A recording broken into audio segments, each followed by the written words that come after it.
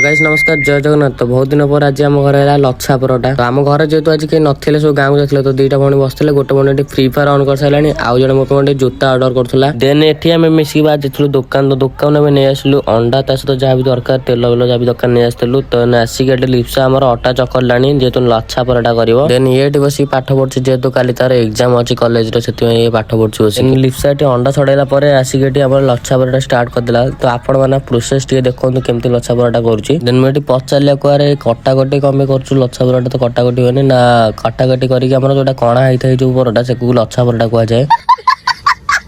Then एठी सी कौन चकड़ा चकड़ी करदेला पुणी आउ थे काटाकाटी कर देन ये छुरी एमती गारागारी कर काटाकाटी गलानी। तो मुझे आज गोटे जिन शिखा पारे लच्छा परोटा एमती कराए। आपण मान घर जदि परोटा हो जेहतु फाटी जाऊँगी कणा हो परोटा तो कहते लच्छा परोटा। तो लिप्सा देखा तो लच्छा परोटा भी फाइनल करदेला। अबे साले तो गाइस लच्छा परोटा पर अंडा करी करथला लिप्सा देखि पारथे।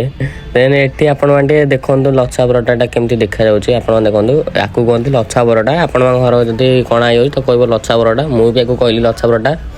तो देखि पारथे कणा लच्छा परोटा नाटा ये दुईटा आम खाइलु। तो आपण देखा गोटे नेक्स्ट ब्लॉग रोचे बाय बाय जय जगन्नाथ। और टेस्ट आज अलग प्रकार लगुला।